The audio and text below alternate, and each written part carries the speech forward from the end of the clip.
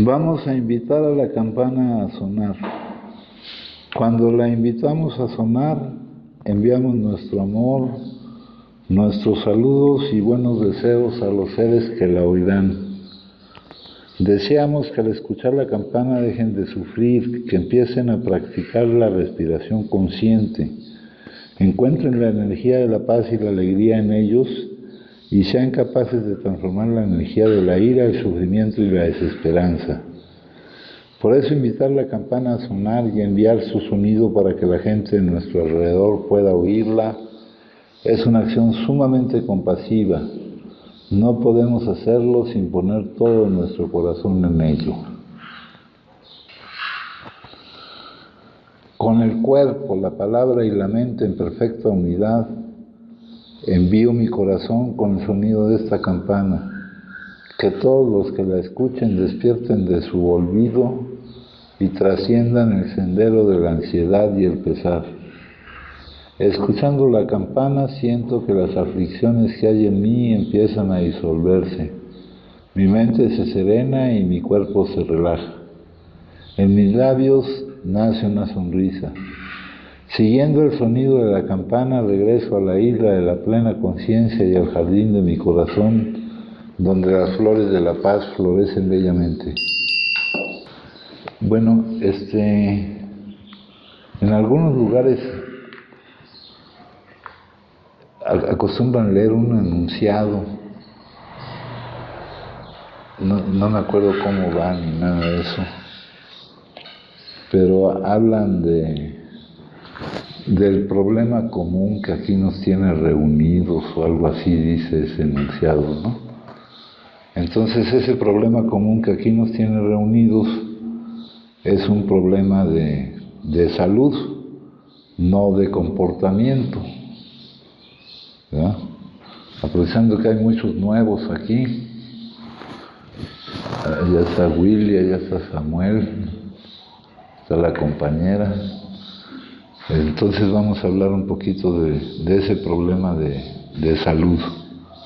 Es un problema de salud, compañeros, que afecta con muy pocas probabilidades de que yo me equivoque. Si tengo un auditorio de determinado número de personas, a la totalidad del auditorio, y no porque estén ustedes aquí, pongamos personas al azar, y ese problema se llama adicción. En nuestro caso es un tipo de problema que se manifiesta de una manera especial, pero en el caso de la humanidad, en el caso de la humanidad, la adicción consiste en buscar la felicidad fuera de uno mismo, consiste en la carencia precisamente de la espiritualidad, ¿no? Acá tenemos esto.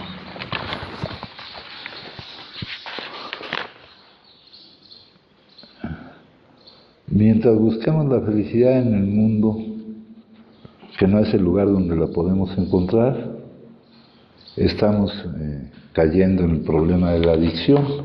Es la adicción en general. Ahora nosotros,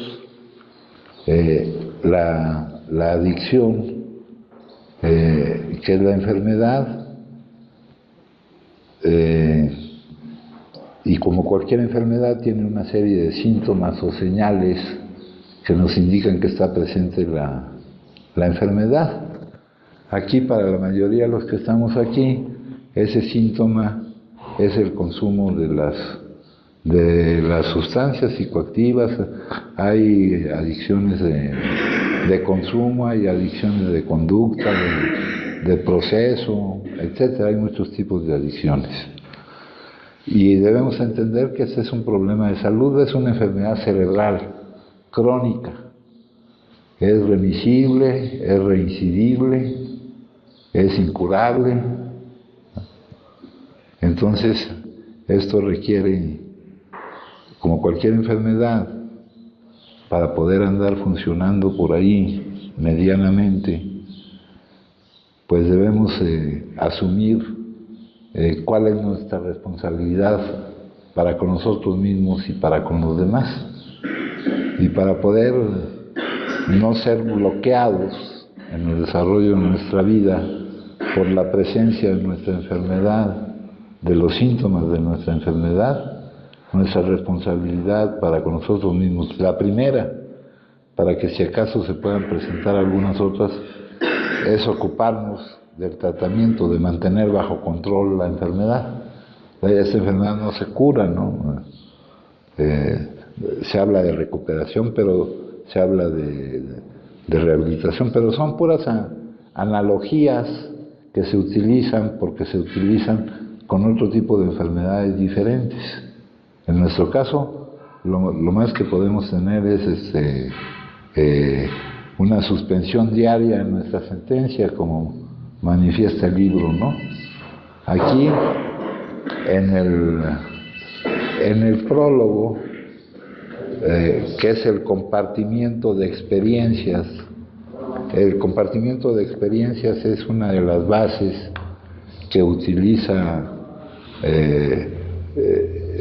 el proceso de tratamiento, de control de la enfermedad. Este es un compartimiento de experiencias escrito para poder alcanzar a mayor número de gente, ¿no? Porque aquí estamos compartiendo, pero aquí esto pues ha circulado en tal forma que es un compartimiento escrito. Y aquí dice que cuando este compartimiento se plasmó para que empezara a ser compartido, había cierto número de personas, y dice, quienes nos hemos recuperado. La palabra recuperación, les digo, la utilizan por analogía con lo que utilizan para otro tipo de enfermedades, ¿no? Con una enfermedad incurable nunca vas a poder hablar de recuperación. Es una enfermedad remisible, reincidible, cerebral crónica.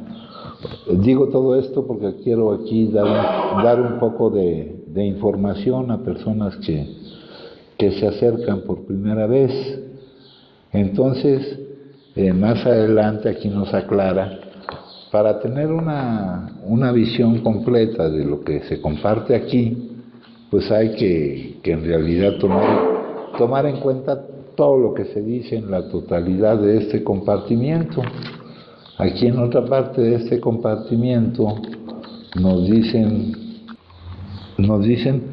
no estamos curados, ¿ya? Estas mismas personas que nos estaban manifestando que en ese momento tenían bajo control el síntoma, estaba en remisión, nos dicen, esas mismas personas que utilizaron la palabra nos hemos recuperado, aquí nos aclaran que no estamos curados, que lo que en realidad tenemos es una suspensión diaria en nuestra sentencia. El punto de partida, el punto en el que nos encontramos al buscar la salida de nuestra situación, ¿no? Es el reconocimiento de nuestra impotencia. Ese es el punto de salida. El punto de salida, el problema común que aquí nos tiene reunidos. La impotencia de la que se habla es el no poder no consumir, no como se menciona en otros lugares, ¿no? En otros lugares dice, un adicto no puede consumir, no, pues lo que no puede es no consumir. Si está en remisión el síntoma, por ese momento se le está dando la posibilidad, él está admitiendo que por él no puede no consumir, ¿no? Ahorita vamos a explicar por qué. Pero dice que lo que en realidad tenemos es una suspensión diaria de nuestra sentencia. Si estamos admitiendo nuestra impotencia, el no poder no consumir, entonces eso es una sentencia, porque estamos hablando de una enfermedad progresiva, incurable, progresiva. Conforme aumenta el tiempo de actividad, aumenta el grado de deterioro de la persona en su físico, de todo el entorno que lo rodea, de las posibilidades que tiene para ir moviéndose por ahí. Una suspensión diaria de nuestra sentencia que depende, y aquí utiliza muchas frases que mencionadas como frases, puede ser que no nos diga nada, que depende del mantenimiento de nuestra condición espiritual. ¿Qué querrá decir eso, verdad? Me tendré que ir a un gimnasio espiritual y conseguir unas pesas espirituales, o ¿a qué se referirá? No, pero por eso hay que aquí entender y aprender cómo, de acuerdo a lo que yo mismo he vivido y sé, cómo se interpreta todo esto. Dice, ¿cómo logro ese mantenimiento? Cada día es un día en el que tengo que tener muy presente, ¿verdad? Que lo que yo vivo es lo que Él designa que yo viva, ¿verdad? Y que mi papel, sabiendo que lo que yo vivo es lo que Él designa que yo viva, ¿verdad? Sabiendo que la vida es la bailarina y yo soy el baile, ¿verdad? Sabiendo que es como ir montado en un caballo, que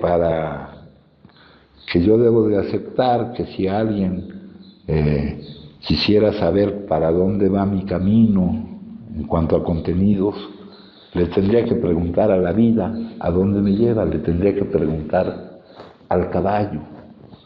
Entramos a un mundo que es la realidad, la verdadera realidad del funcionamiento de las cosas, que no concuerda para nada, compañeros, con todo lo que tenemos pegado en la cabeza, con toda la programación, con todos los condicionamientos internos y externos que contribuyen en gran parte a nuestra enfermedad, ¿verdad?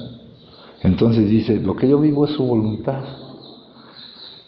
Y que eso de decir que lo que yo vivo es lo que Él designa que yo viva, porque hablando de la voluntad del que designa las cosas, no cabe ni la palabra voluntad. La palabra voluntad permite un juego entre lo que uno quisiera que fuera y lo que es. En el caso del que estamos hablando, del que designa lo que es, que no le podemos poner el nombre que ustedes quieran, siempre que ese nombre no les estorbe, por favor, no les estorbe, ¿no? Entonces, el saber que lo que yo vivo sea su voluntad me dé a mí plena confianza, me dé plena seguridad, me dé plena protección, plena guía, ¿no? Entonces, para esto tendremos que hablar un poquito de lo que es la enfermedad de la adicción al consumo de sustancias. Dice que hay una negación inconsciente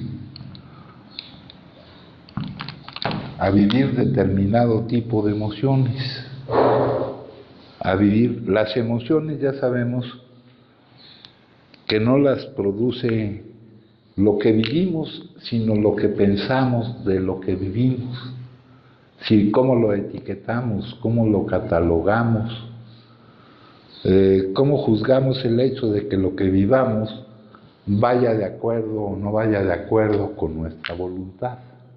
Eso es lo que produce la emoción. Sin darnos cuenta nos negamos a vivirla.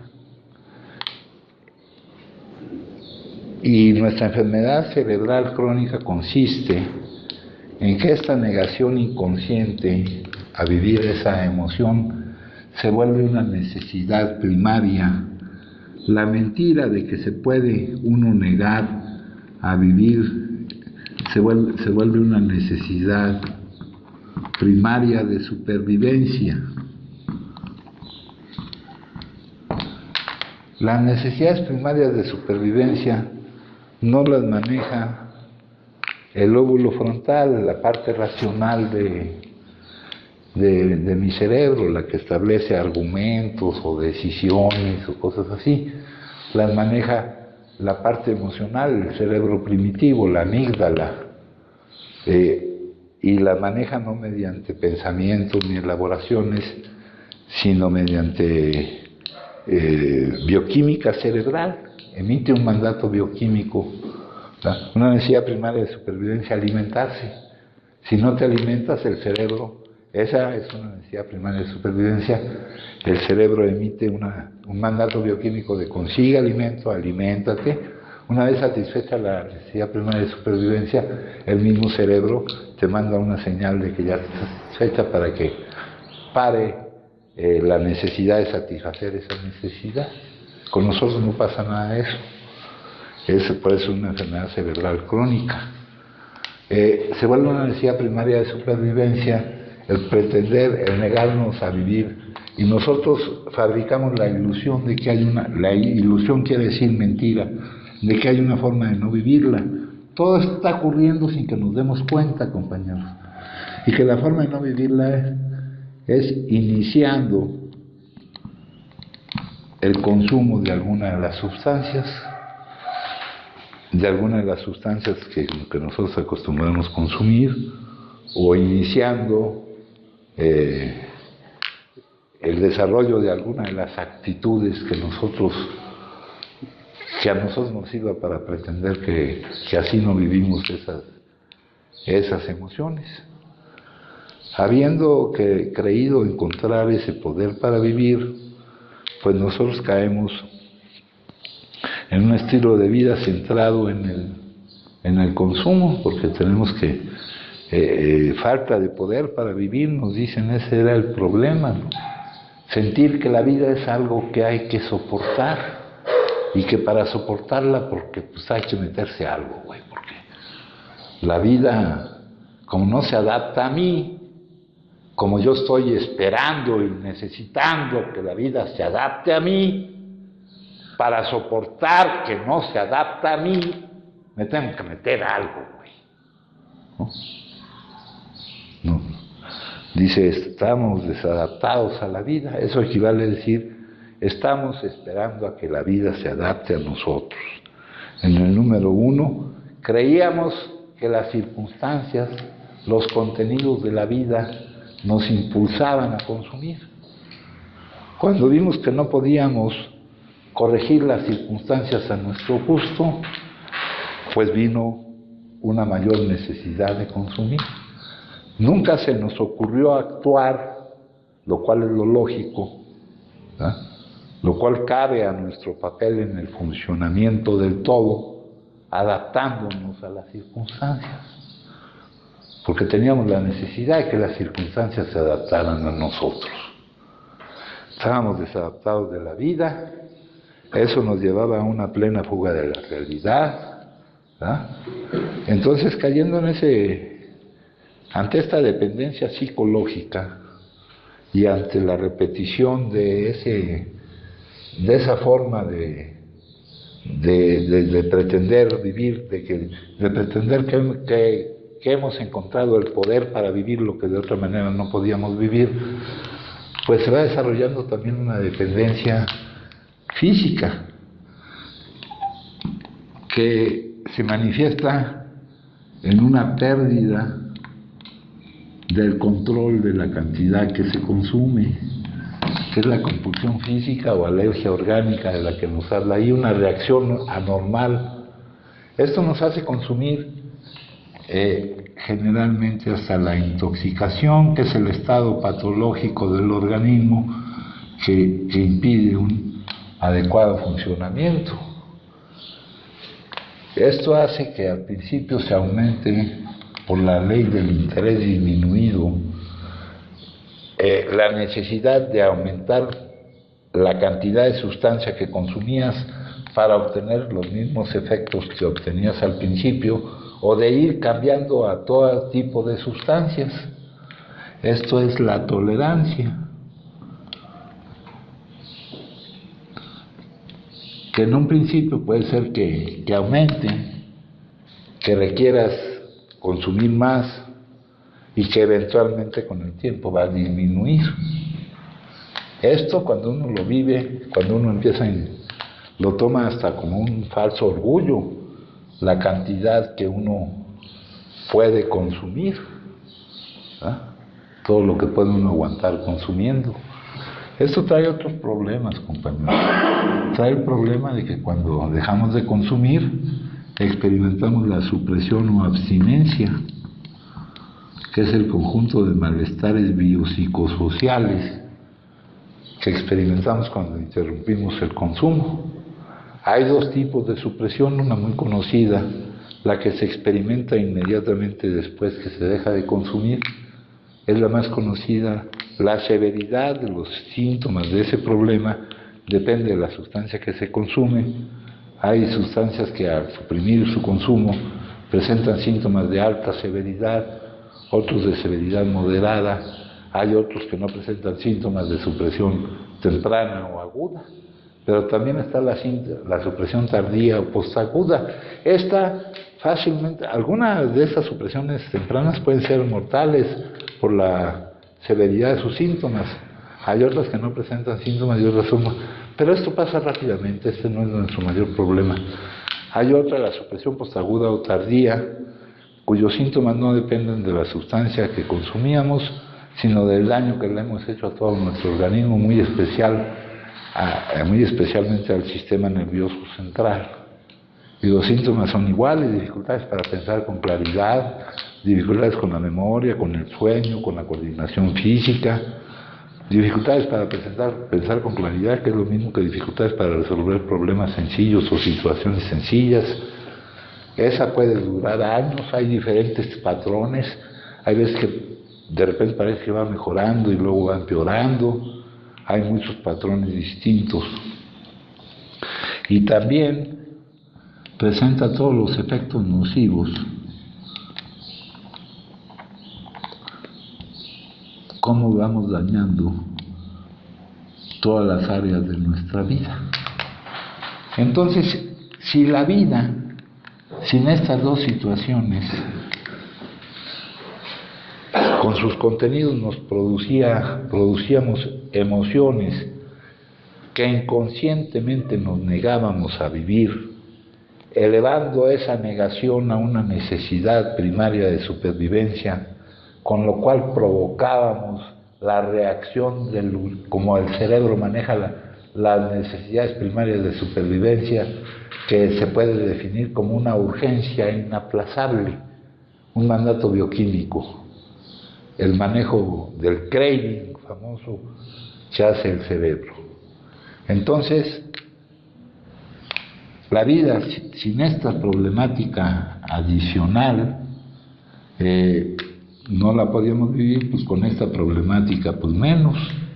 Entonces de aquí estamos en el ciclo adictivo del cual no podemos salir, no podemos no consumir. Y dice nuestra vida, para usar palabras que no los confundan, y dice, y no nos podemos hacer responsables de las distintas áreas de nuestra vida. Eso es lo que realmente dice ahí en el enunciado. Nada de que no le hacemos caso a nadie, ni nada de eso, ingobernable, que no admito gobierno, no, que no me puedo hacer responsable de las distintas áreas de mi vida. Hay una guía autodiagnóstico que es producto de esta casa, que el otro día vino un compañero de otra casa,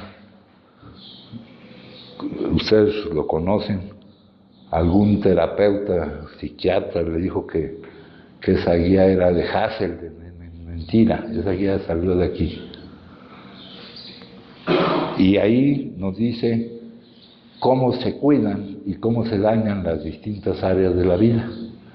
Las áreas de la vida las divide ahí en áreas de vida interna y en áreas de vida externa. El área física, el área mental, el área espiritual, vida interna. El área familiar, el área social, el área laboral o escolar, el área económica, el área legal, el área sexual, áreas de vida externa. Y no nos podemos hacer responsables de ellas. Entonces esa es la situación que nos ubica para buscar la salida. Este libro, compañeros, en realidad se llama La Salida. Se llama La Salida. Aquí no encontraron otro nombre que ponerle. La causa por la cual dice que le pusieron el nombre no es la causa real por la cual le habían puesto el nombre. Entonces, fíjense, dice: impotencia, pérdida de las facultades de la voluntad. Esas expresiones aparecen en el primer paso del método de recuperación. Debemos entender que no es recuperación, del método de tratamiento que nos permite mantener bajo control, es decir, ir teniendo la suspensión diaria de nuestra sentencia, porque lo que enuncia el punto en donde nos encontramos es el desahucio. Si yo no puedo no consumir, que es el síntoma de la enfermedad, que no la enfermedad, ¿no? Y voy a vivir las consecuencias adversas del consumo, ¿no?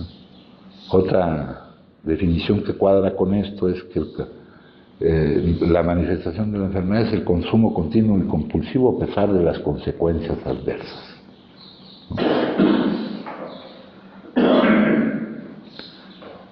El que tú sepas, el que la experiencia te haya demostrado cómo te va cuando consumes, cómo se mueve todo en tu vida cuando tú consumes, no te va a servir para aprovechar esa experiencia para modificar tu comportamiento. A ese hecho, ¿cómo se le puede llamar a tal desproporción? A ese hecho se le llama locura, ¿verdad? Hay que distinguir muy bien de la locura de los trastornos mentales. Los trastornos mentales, lo que antes se llamaban enfermedades mentales, ahora se llaman trastornos de personalidad. Están enlistados, catalogados y expresados sus síntomas en varias clasificaciones internacionales. Tenemos el DSM-5, el Manual Estadístico de Desórdenes de la Personalidad, de enfermedades mentales. Tenemos la Clasificación Internacional de las Enfermedades. Ahí está anotada cuál es nuestra enfermedad. Pero utilizando el término locura en un ámbito más amplio, ¿no? Como le esperaba la pérdida de esto, le esperaba, te vas a morir si vuelves a consumir, ¿no? El que te digan eso no va a servir, porque no es tu voluntad la que te hace que consumas, ni va a ser tu voluntad la que pueda evitar que consumas. Pérdida de las facultades de la voluntad. El adicto ha perdido su capacidad de elegir no consumir.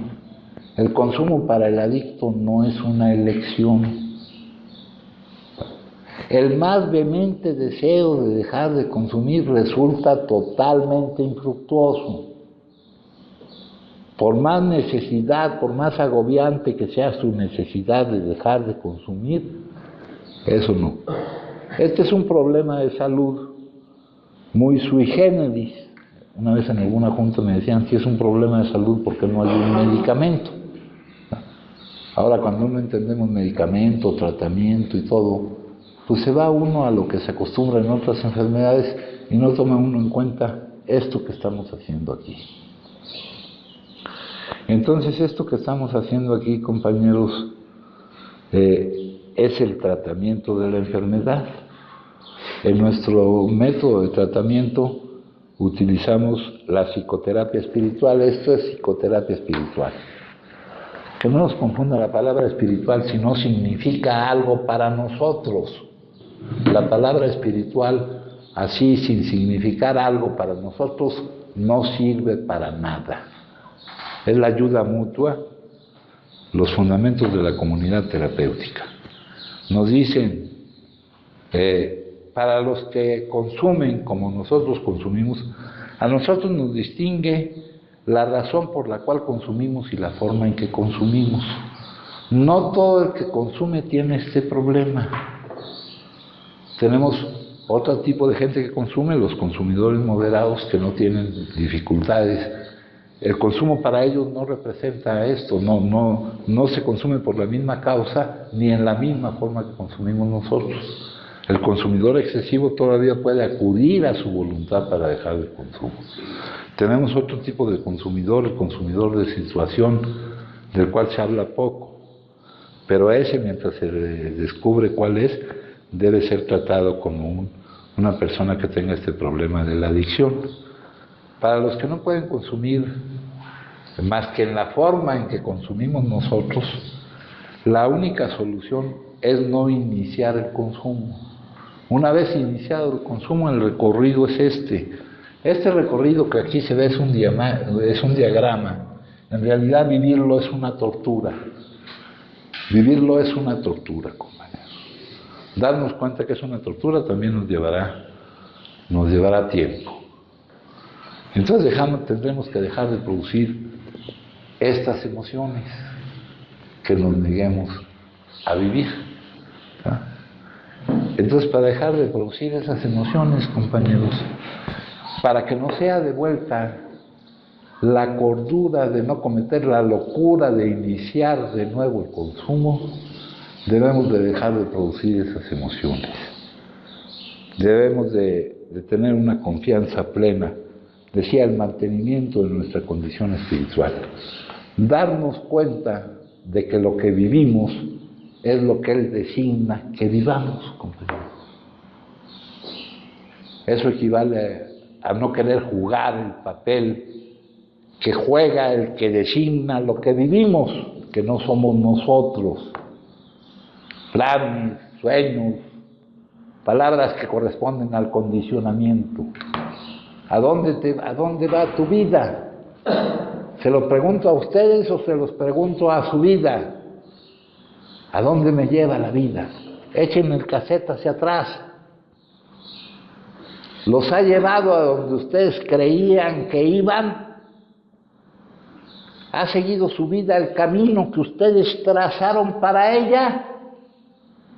Y no ha sido así para nosotros por motivo de salud, por razones de enfermedad, sino no es así para la humanidad en general. No es así. Acá dice, la pérdida de las facultades de la voluntad respecto al consumo es la causante de la impotencia ante la posibilidad para el adicto de no consumir. Acá, haciendo un breve resumen de las cosas que dicen aquí, una persona dice, yo puedo consumir o no consumir. El que pueda decir eso no tiene el problema que tenemos nosotros. Si dicen eso respecto a nosotros, yo puedo consumir o no consumir, ¿por qué no puede él consumir o no consumir? Porque él es adicto. ¿Y qué significa que sea adicto? Que no puede no consumir. Luego dice aquí, no poder no consumir es la impotencia. Cuando se trata de consumir han perdido su capacidad de elegir el no hacerlo. Para los adictos el consumo no es una elección, no es su voluntad la que determina que consuman, ni va a ser su voluntad la que pueda determinar que no consuman. Para entender este hecho se puede acudir a la definición de adicción como la negación inconsciente para vivir determinadas emociones que no son producto de las circunstancias que la vida nos presenta, sino de lo que pensamos al respecto de esas circunstancias.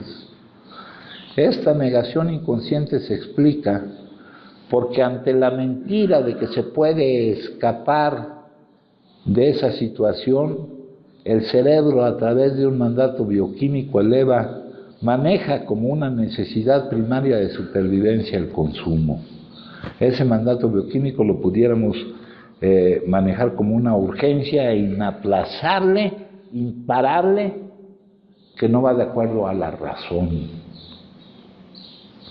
Dice acá, estos hechos determinan el inicio del consumo causado por la dependencia psicológica que desencadena las demás etapas del ciclo adictivo, siendo la siguiente la compulsión o pérdida del control de la cantidad que es la dependencia física o alergia orgánica.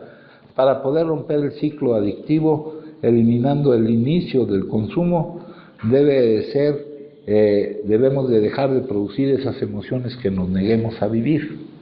El mantenimiento de nuestra condición espiritual, que es lo que nos proporciona la suspensión diaria en nuestra sentencia, porque esa plataforma en la que nos encontramos cuando empezamos a buscar realmente la salida de esa situación, ¿verdad?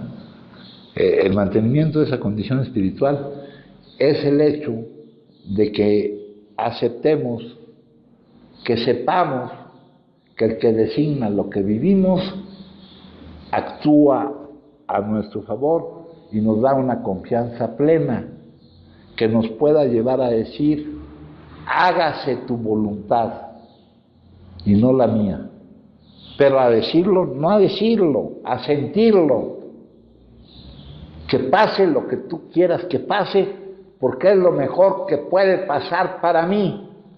La relación entre lo que pasa para mí y el que determina lo que pasa para mí es el amor, compañeros. Solo por su amor vivo yo todo lo que vivo. Esto es un choque, aquí va a chocar la terapia contra la enfermedad. Bueno, aquí van a empezar los pensamientos del día, hablando de la confraternidad, de terapia de grupo, etcétera, pero eso ya se va a desarrollar en varios. Pero leyendo la meditación del día, me extrajo de un terrible pozo, fuera del fangoso lodo, y colocó mis pies en una roca y afianzó mis pasos.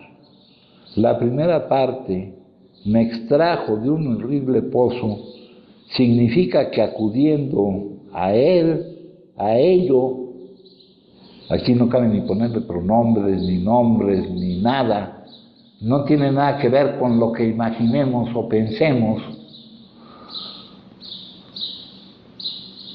y poniendo en sus manos lo que yo considero que son problemas para mí, que en realidad no son más que situaciones que se resolverán de cierta manera, y se resuelvan como se resuelvan, no significa nunca un problema.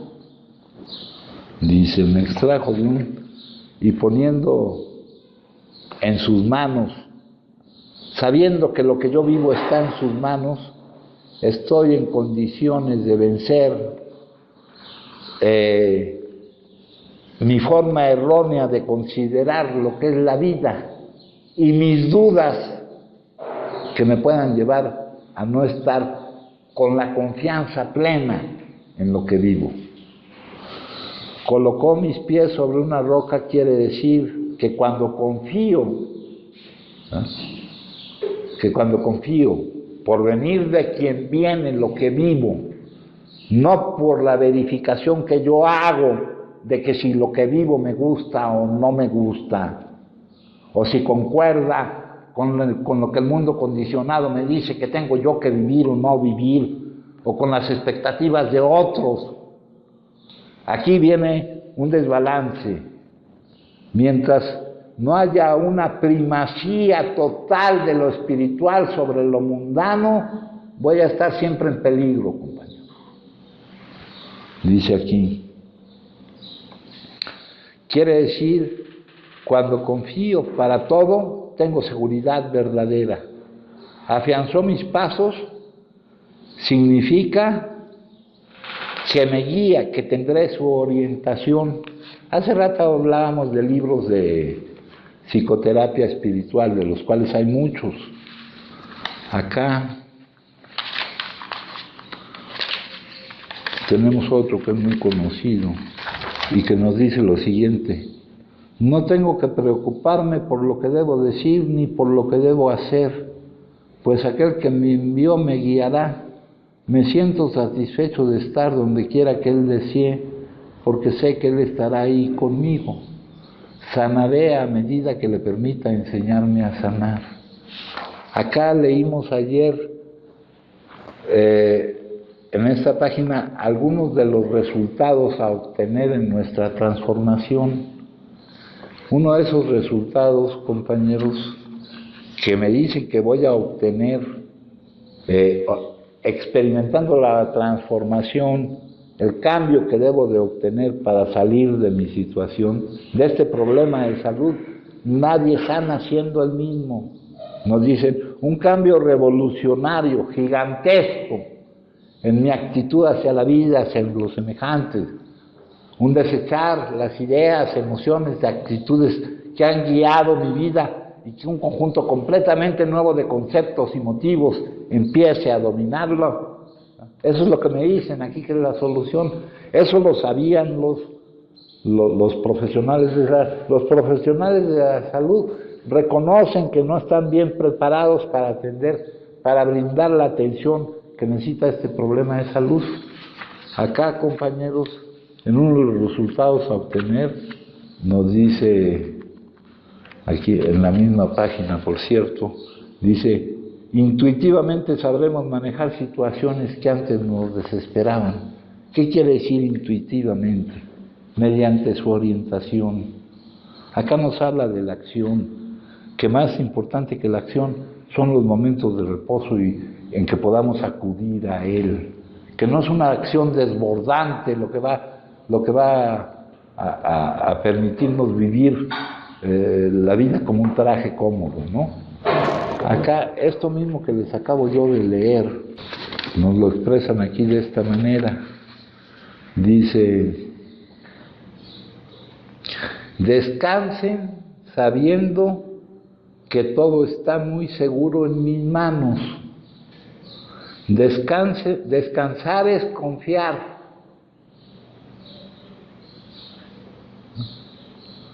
¿Cómo sé si confío? Depende de cómo me siento. Si estoy completamente seguro, estando en sus manos, descansar es confiar. La actividad incesante es desconfianza. Sin el conocimiento de que estoy trabajando para ustedes, no descansan. La inacción entonces sería el resultado de la desesperanza. Den la bienvenida al conocimiento, a la confianza, al descanso que eso nos produce. Deleítense en él. Esta verdad es como una esperanza que se lanza a un hombre que se ahoga. Cada repetición de esto es un tirón más allá, más hacia la orilla, la seguridad. Que esta ilustración les enseñe una gran verdad. Aférrense a la verdad. Creo que dice aquí, créanla. Afírmenla. Sosténgase de la cuerda. Cuán vanos son los intentos por salvarse con una mano en la cuerda y la otra esforzándose para nadar hacia la orilla. Dejen más bien de aferrarse a la cuerda, impidiendo que obre el rescatador, el cual tiene que actuar con la mayor precaución para no perderlos. Las tormentas y tempestades no son todo lo que hay en la vida.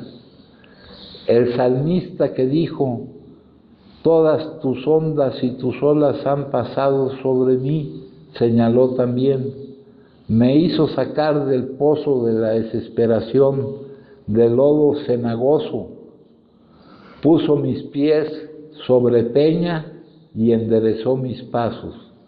Mediten en esa maravilla, en verdad, en los tres pasos, protección, seguridad y guía. Me hizo sacar del pozo de la desesperación, protección. Puso mis pies sobre peña, seguridad, enderezó mis pasos, guía. La tercera etapa es la final, aquella en la que el alma salva, confía en mí tan enteramente que ya no busca su propio camino, sino que deja todo plan futuro en mis manos, en las manos de su rescatador. Es una forma completamente distinta de vivir y de percibir las cosas. Nos cuesta trabajo porque nos estamos moviendo en un terreno donde no nos habíamos movido nunca, nunca nos habíamos movido. Dejar de insistir y persistir, ¿verdad? Dice que somos un ejemplo de la obstinación desbocada. Dejar de insistir y persistir, que equivale a no poder liberarnos de todos los condicionamientos. Aquí dice, la excepción, nadie quiere curarse, ¿verdad? Algunos quieren deshacerse del síntoma, pero no se puede deshacerse del síntoma sin deshacerse de la causa, ¿verdad? La excepción es aquel que está dispuesto a dejar caer todos los condicionamientos. Y eso se va logrando poco a poco, también mediante la verificación y la confianza que se adquiere, compañeros. Hoy, el regalo más preciado, aunque el ser está siempre con nosotros, el conocimiento del ser es el don más preciado y lo recibimos solo por gracia de Dios.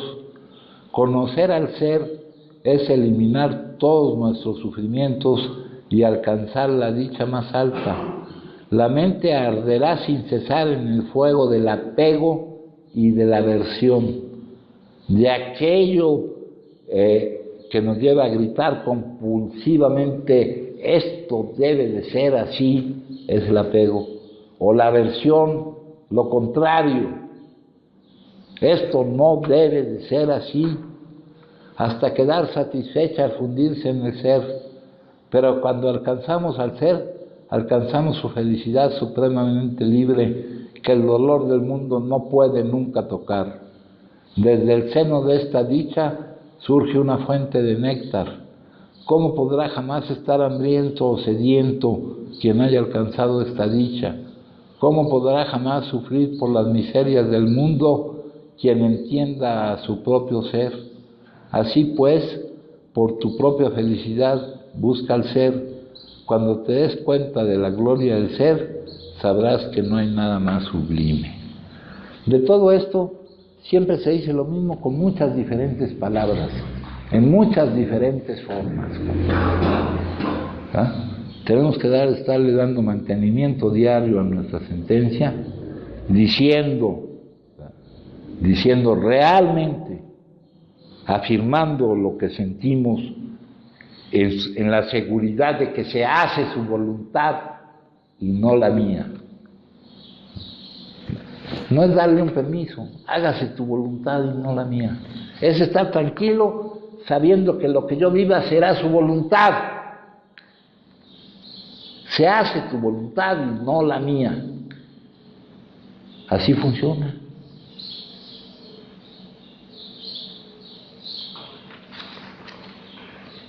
Son algunos puntos claves de esto. Por ejemplo, acá trae otra lectura que más tomaremos alguna lista. 19 de mayo, ¿dónde está? La de un día a la vez, la del 21, una lista de bendiciones. ¿En dónde está puesta nuestra atención, compañeros? ¿En lo que tenemos o en lo que no tenemos? Si tenemos puesta nuestra atención, ¿qué va a surgir de ello? La gratitud. Si tenemos puesta nuestra atención en lo que no tenemos, ¿qué va a surgir de ello? La frustración. ¿Qué otro nombre tiene nuestra enfermedad? Intolerancia a la frustración. No la toleramos, esa emoción. Reaccionamos a eso castigando a la vida. Si la vida es ojeta, que chingue a su madre y yo me doy en la madre. ¿Cuál es el pedo? ¿Cuál es el pedo? A ver.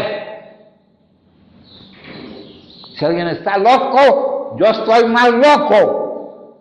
¿Cuál es el pedo? El pedo es cómo vives. Sí, mijo. A mí, con todo esto que ha estado diciendo, soy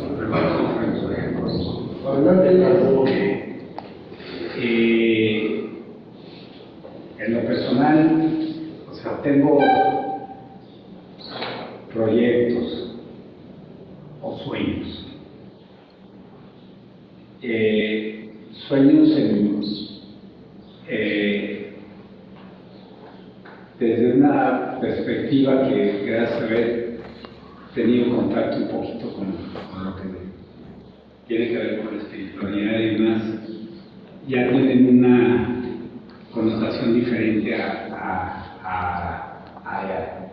el sueño irreal, sino una intención que desde mi punto de vista es válido tener, puesto que no está basada en ilusiones, sino basada en posibilidades de un rumbo de mi vida muy radical, que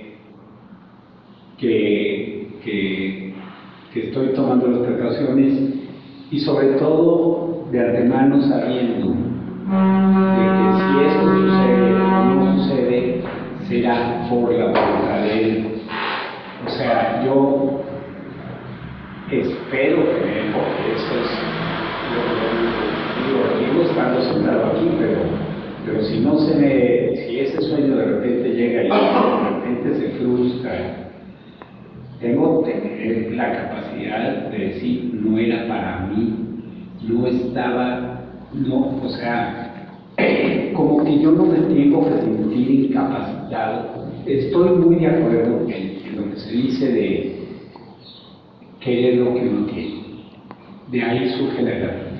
Yo estoy muy agradecido de lo que ha sucedido, no solo de lo que tengo, de lo que ha sucedido,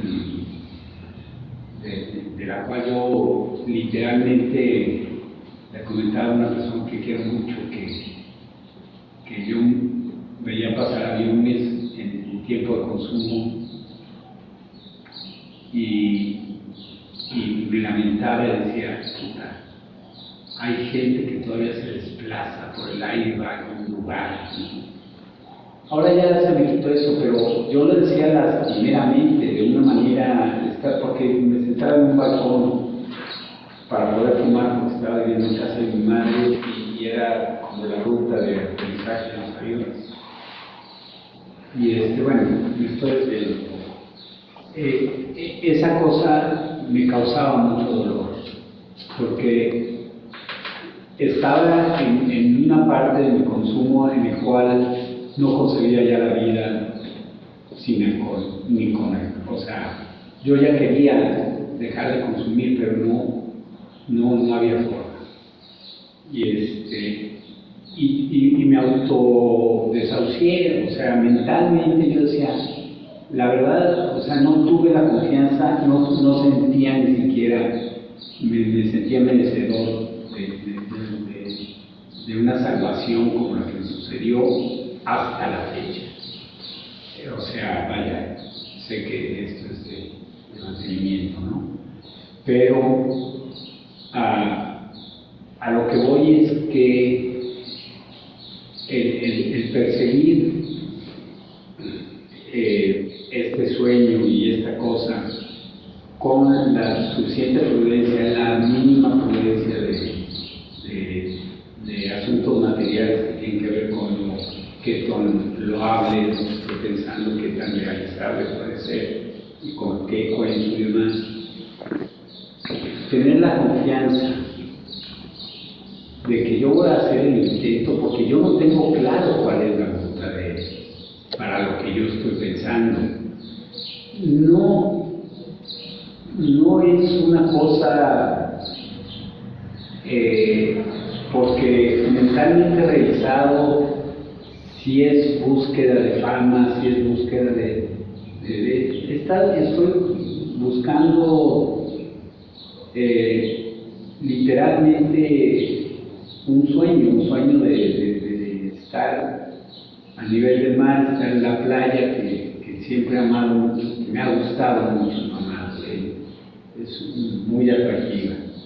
Y a la edad que tengo y la situación que me rodea y demás, mi estado de salud incluso, es uno de los pretextos que me pongo, porque mi estado de salud no estaría fumando si me fuera importante entonces, ¿no? Y o sea, no estoy haciendo el primer paso, que es dejar de fumar, ¿no? No te vayas a la playa con el cigarro en la mano. Pero a lo que voy es que para verificar si estoy haciéndolo bien o mal, está cañón, a menos de que lo haga y tenga la suficiente fuerza de que si eso no sucede, no me frustre, no me vuelva como, no se sufrir. O sea, hay muchas cosas que me impulsan a hacer eso, porque en todo mi entorno estoy viendo cómo pasa el tiempo y digo, carajo, aviéntate a hacer esto, como si fuera el último jalón de mi vida, que lo sería de alguna manera.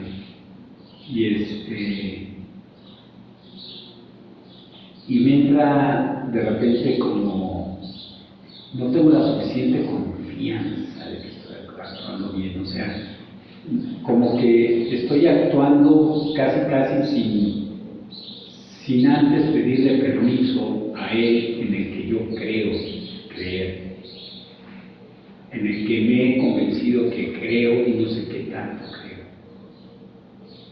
Eso es lo que creo. Sí, mira, fíjate, hay un divulgador de estas cosas que llaman espiritualidad, que habla de la ley de... En primer lugar hay que distinguir la diferencia entre apego y deseo, ¿no? Es muy diferente.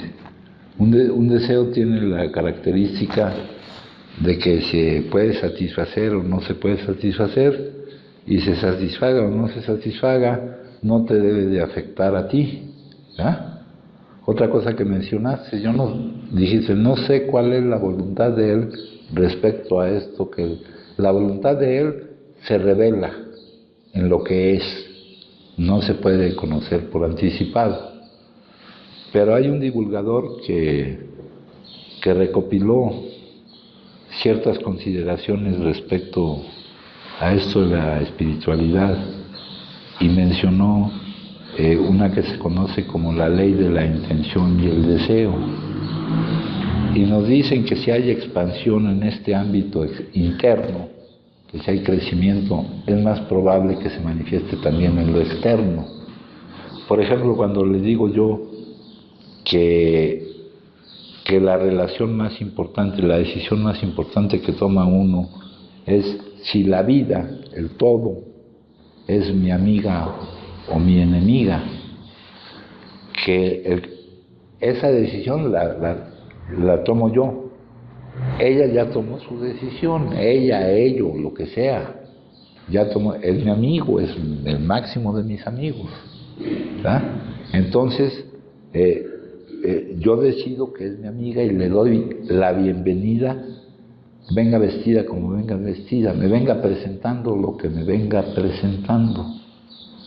Y ante esa reacción mía, la vida reacciona amistosamente y coopera amistosamente.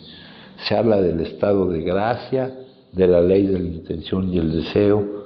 Tú en esos espacios, en esas brechas, lanza tu intención.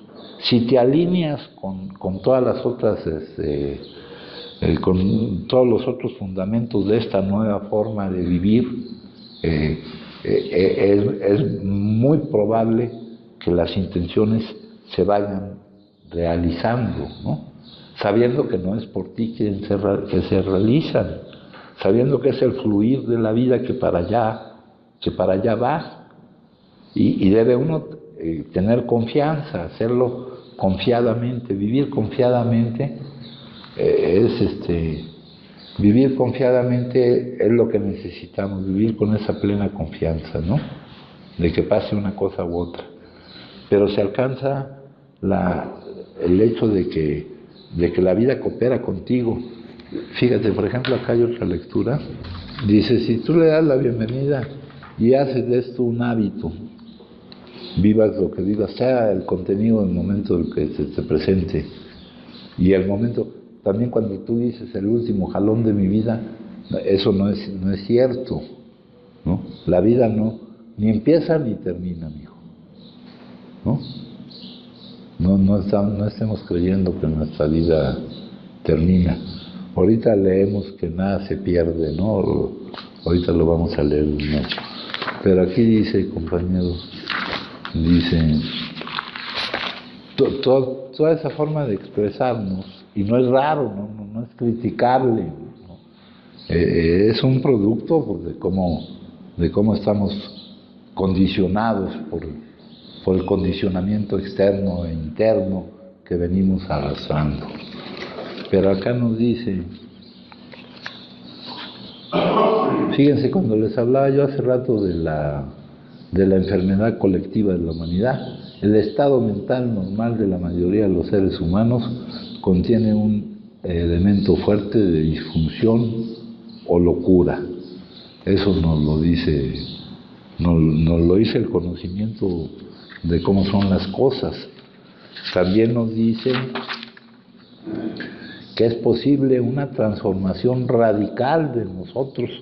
A esa transformación radical, a liberarnos de ese elemento fuerte de disfunción o locura, se le llama liberación, salvación, final del sufrimiento, etc. Acá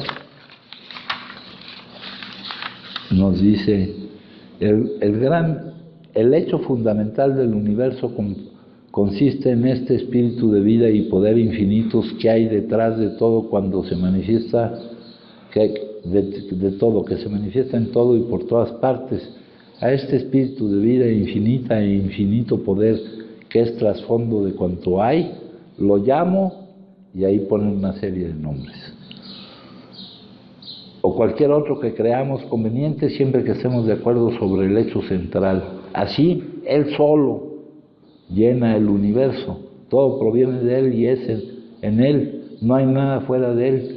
Él es la vida de nuestra vida, nuestra misma vida, participamos de su vida, participamos de la vida de eso, de todo. Nos diferenciamos porque somos espíritus individuales, mientras que Él es el espíritu infinito que nos incluye a nosotros. Así que en esencia la vida del todo y la mía son idénticas. Hay una diferencia que no se trata de una diferencia de esencia o cualidad, sino de grado. Y hasta de hecho aquí hay una contradicción, porque aquí el todo está contenido en cada una de sus partes. Es algo que solo en este terreno se puede dar. El gran hecho central de la vida humana es penetrar en una comprensión consciente de nuestra unidad con esta vida infinita y abrirnos completamente de esta afluencia divina. En el grado en que nos adentramos en esta comprensión consciente y nos abrimos completamente, realizamos en nosotros las cualidades y poderes de la vida infinita, los convertimos en canales por cuya mediación puede actuar, otra vez nombres, la inteligencia y el poder infinitos, nombres. En la medida en que nos damos cuenta de nuestra unidad, de que somos uno con ello, cambiamos la enfermedad por el alivio, la desarmonía por la armonía, el sufrimiento y el dolor por la energía y salud, entendiendo por salud no la cuestión física, porque eso es un problema del equipaje, del traje que no. La salud es paz espiritual. Los principios aquí nos dicen que puesto que nuestra esencia es el amor, ni a la muerte hay que temer. Todos esos son condicionamientos. Acá nos dice, reconocer nuestra propia divinidad y nuestra íntima relación es conectar los cables de nuestra maquinaria a la central motriz del universo. No hemos de estar en el infierno más tiempo del que elijamos, y cuando escogemos levantarnos, todos los poderes superiores se combinan para ayudarnos a ir hacia el cielo. Lo importante es el estado de tu ser, de bienestar o malestar.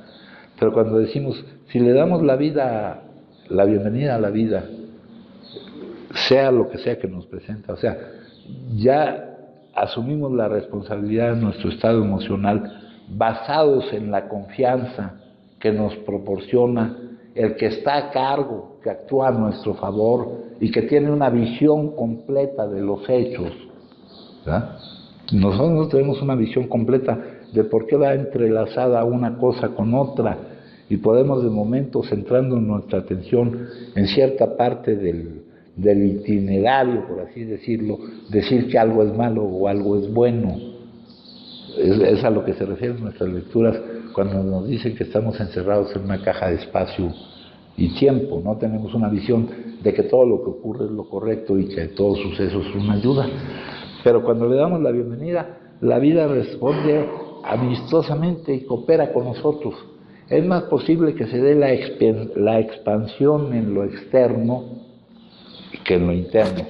Tenemos el derecho de lanzar nuestra intención siempre en la categoría de deseo y no de apego, ¿verdad? Y si estamos alineados con el resto de la manifestación esquemática de todo esto, la potencialidad pura, lo que se hace manifiesto, la ley del dar, el no resistirnos, la ley del vivir sin esfuerzo, de fluir con la vida, etcétera, pues las intenciones se van cumpliendo y entra uno en lo que también se llama el estado de gracia, ¿verdad? Entonces, pero partiendo de la primacía de lo espiritual, partiendo de la primacía de lo espiritual, ¿no? Esto no nos dice que no vayamos a tener realizaciones y movimientos. Estaremos en el mundo y no dejaremos de movernos y de sabiendo que se lograrán cosas por él, pero de dejar de creer, de dejar de tener en cuenta, sin dejar de tener en cuenta que todo lo que se logre, ¿verdad?, se logra por él y solo por él, y que es la voluntad la que se va a determinar. Entonces, no hay ningún problema con tener esas ideas y lanzarlas por la brecha siempre y cuando estén, como tú dijiste, en categoría de deseo, ¿verdad?, y no de apego. Fíjense, ayer en la junta que vimos ayer, vimos que el hecho central de la vida de un hombre es llegar al lugar donde se siente cómodo. Eso está representado gráficamente en un cuadro que nos representa un viaje que todos recorremos a través de la vida. Llegar al lugar donde te sientes cómodo. Ese lugar donde te sientes cómodo está expresado aquí, ¿verdad? Es un lugar donde tú sientas protección, seguridad y guía, ¿no? Si permaneces en ese lugar donde te sientes cómodo, pues en realidad nunca te vas de ese lugar, ¿no? Pero ese lugar, ¿qué tiene que ver con lo mundano? Nada. Acá, por ejemplo, viene a cuento por algo por un suceso que hemos vivido. Algunos creen en un ser eterno que sigue existiendo después de la desintegración del cuerpo. Podríamos calificar esta creencia como una clase de eternalismo. Otros creen que no hay nada después de la muerte. Eso es forma de nihilismo. Debemos evitar ambos extremos. La profunda visión de la impermanencia y del interser nos enseña que no puede existir un ente eterno separado, y la primera ley de la termodinámica, la ley de la conservación de la energía, nos dice que nada puede ser destruido o creado, solo puede ser transformado. Así que creer que no seremos nada tras la descomposición del cuerpo no tiene base científica. Mientras estamos vivos, nuestra vida es energía, y tras la muerte, usando para vida el lapso que usualmente asignamos a esta palabra, de cuando se rumora que nacemos a cuando se rumora que morimos, ¿verdad? Porque la vida no tiene ni principio ni fin. Yo no vengo de ninguna parte ni voy a ninguna parte. Dice, y tras la muerte seguimos siendo energía. Esa energía cambia y se transforma constantemente, nunca se perderá. No podemos afirmar que no haya nada después de la muerte. Algo no puede devenir en nada. Si hemos perdido a alguien muy cercano y estamos apenados por su pérdida, concentrarnos en el vacío y la ausencia de signo, de señal, nos ayuda a observar profundamente y descubrir las vías por las cuales esa persona aún continúa. La persona amada aún vive en nosotros y en torno a nosotros. Es muy real, no la hemos perdido. Podemos reconocerla aún bajo una forma diferente o incluso en una forma más bella que la del pasado.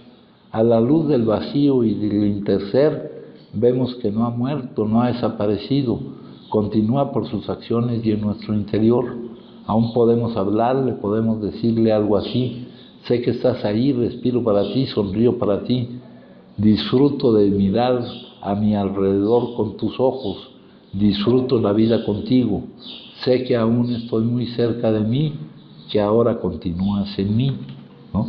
Esto es hablar cosas completamente distintas, compañeros. Acá en lo que nos dice que los que están acostumbrados a tratar con esto dicen, ay, quiere curarse, disimular, que a lo más queremos deshacernos del síntoma. Disimulamos, contemporizamos, hacemos las cosas a medias, queremos aprender algo para aplicarlo después con otros, o queremos dejar sentado que no tenemos remedio. ¿Cuál es la excepción? Aquel que está dispuesto a liberarse, a dejar caer todo condicionamiento, puesto que nuestra esencia es el amor, ni a la muerte hay que temer. La muerte no es lo que en el mundo condicionado se entiende. La muerte es cuando no eres tú el que desaparece, es una parte que viene asignada a ti como un recurso que te va a acompañar un tiempo nada más. O sea, poder hablar de estas cosas con todo el condicionamiento que tenemos impregnado en la cabeza es la dificultad que nos causa, es el choque que nos causa todo esto. Ahora bien, todo esto que se dice no lo vamos a creer o a poder vivir, porque esto no se comprende, esto se vive, y no lo vamos a poder creer o vivir. No es conocimiento lo que buscamos aquí compartir. Todo esto está sujeto a verificación. Y si yo no puedo vivirlo, yo me daré cuenta que todo esto es cierto conforme lo vaya yo viviendo, ¿no?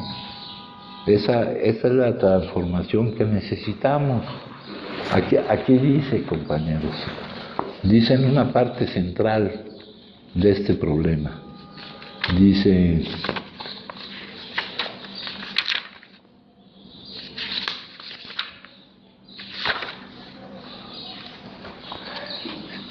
estamos ante una alternativa: seguir siendo como somos o experimentar un cambio revolucionario que nos permita no producir esas emociones. No son alternativas fáciles de encarar. Seguir siendo como somos, cada quien sabrá, cada uno de nosotros sabrá lo que significa seguir siendo como somos. Si les produce bienestar, si les produce satisfacción. Aquí, el seguir siendo como somos lo expresa con otra palabra: muerte por adicción. o experimentar una transformación, un cambio, ¿verdad?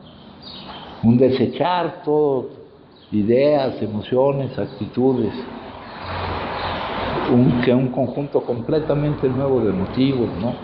Aquí la solución, dice, siendo el mismo no vamos a resolver nuestro problema. Acá, por ejemplo, en el capítulo, ya se nos lo dice varias veces, acá en el capítulo 5 nos dice: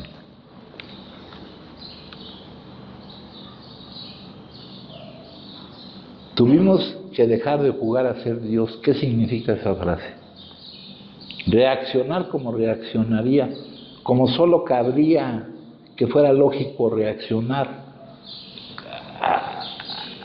ante lo que a él le podría pasar, cosa que es imposible que le pase, que se dé otra cosa que no quiera él que se dé. Luego dice, reconocemos que él es el que dirige. Aquí pone palabras, jefe, padre, hijos, metáforas. Dice, cuando asumimos esa actitud, cuando sabemos que él es el que designa lo que vivimos, sabemos que tenemos a alguien, aquí le pone un nuevo patrón, no viene a cuento eso del patrón, ¿verdad?, que provee todo lo que necesitamos si nos mantenemos cerca de él. ¿A qué distancia? Con él dentro, si descubrimos que él está dentro de nosotros. Hace rato hablábamos de una palabra, entusiasmo. Entusiasmo quiere decir con Dios dentro. Ahí viene la etimología. Y desempeñamos bien su trabajo. ¿Cuál es su trabajo? El que él nos encarga en la forma en que nos manifestemos hacia los demás. Dice, él proveía todo lo que necesitábamos. Ahora viene ahí otra vez el problema. ¿Quién prefiere lo que necesita a lo que cree que quiere? Lo que siempre se nos da es lo que necesitamos. Acá nos hablan de un principio, de un valor que se debe de practicar aquí, que es el amor responsable, ¿verdad? El amor responsable.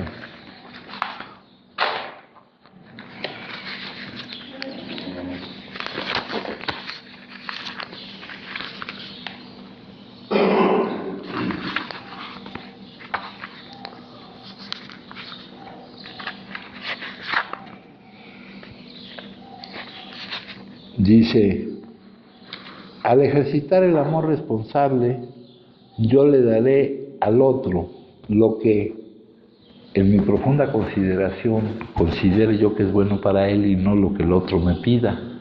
El otro a su vez hará lo mismo. Al utilizarlo debo estar preparado para tolerar la bronca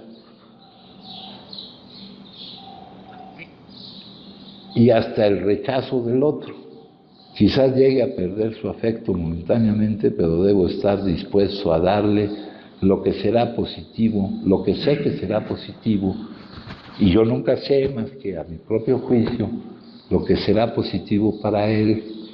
Yo a mi vez debo estar listo para lo mismo. Y esta capacidad de practicar el amor responsable, compañeros, es una capacidad difícil. Debo estar preparado para recibir la aversión de aquel al cual no le estoy dando lo que él quiere que le dé, sino lo que yo creo que necesita. Y el único que tiene la capacidad de hacer eso plenamente es él. Él es el único que tiene la capacidad de dar un amor responsable e incondicional. Porque debe estar uno preparado para recibir la aversión, para la molestia que causamos cuando no estamos dando lo que alguien pide, sino lo que consideramos que necesita, ¿no? Entonces aquí dice, Él proveía todo lo que necesitamos, no lo que queremos, ¿no? Ya les he dicho, si ponemos dos ventanillas y en una les decimos, les vamos a dar lo que necesitan y en otra les vamos a dar lo que quieren. ¿En dónde se van a formar? ¿Cómo va la frase esa, Lalo, mijo? Dice, gracias Señor por protegerme de lo que creí que quería y por bendecirme con lo que no se ve que necesitaba.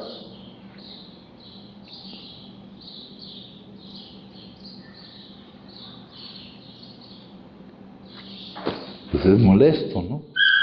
Pero dice, ¿qué fue lo que obtuvimos con esto?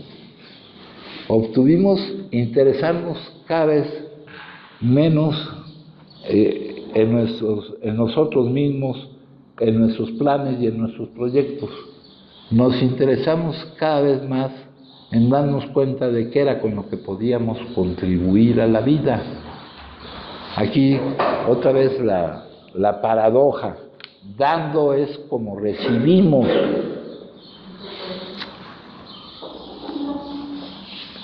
A medida que sentimos afluir en nosotros un poder nuevo, que gozamos de tranquilidad mental, que descubrimos que podíamos encarar la vida satisfactoriamente, estar enfrente de los distintos contenidos de la vida, que van a ser variadísimos para todos nosotros.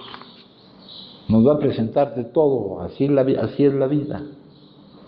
Dice que llegamos a estar conscientes, que llegamos a darnos cuenta de que Él está en nosotros y con nosotros, empezamos a perder nuestro temor al hoy, al mañana o al futuro. Renacimos, somos otros. Nosotros tenemos un yo dividido. Nosotros no podemos dejar de hacer lo que sabemos que no es conveniente para nosotros y para los demás, y no podemos hacer lo que sabemos porque no es cuestión de que no lo sepamos. Ese es el yo dividido. Pretendemos llegar a la unificación, ¿verdad? Entonces, todo es el trabajo. No venimos aquí a dejar de consumir. Acá, por ejemplo, dice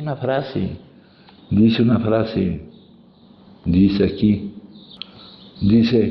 descansen sabiendo que todo está muy seguro en mis manos. Descansar es confiar. La actividad incesante es desconfianza. Descansar no se refiere a no estar haciendo nada, compañeros. A hacer lo que hagas con confianza.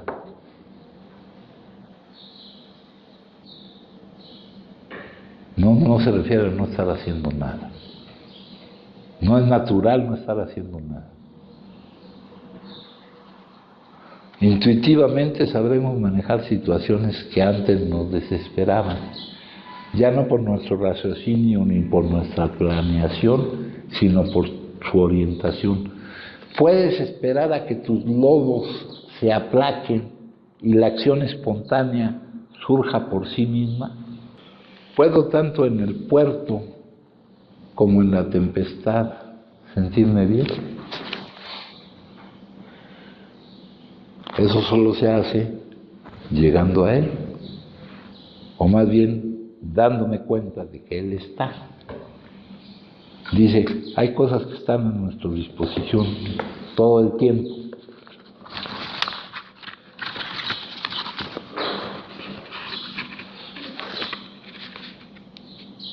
Dice, una de las condiciones que nos ayuda para que podamos gozar lo que está a nuestro alcance es la capacidad de darnos cuenta de que está. Dice, la felicidad, la paz, eso está a nuestro alcance. Y aquí le pone un nombre.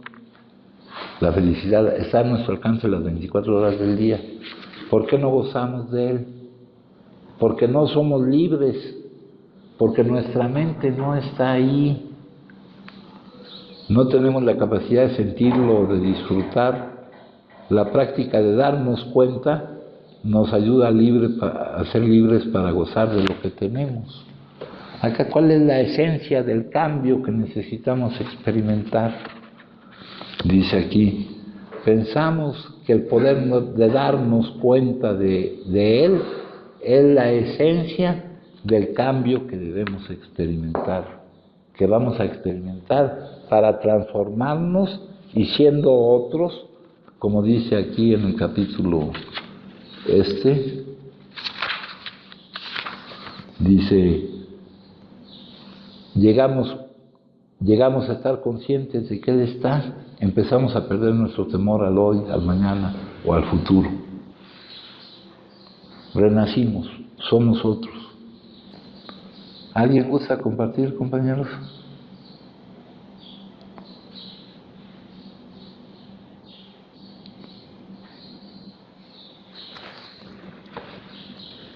Bueno, pues les agradezco mucho,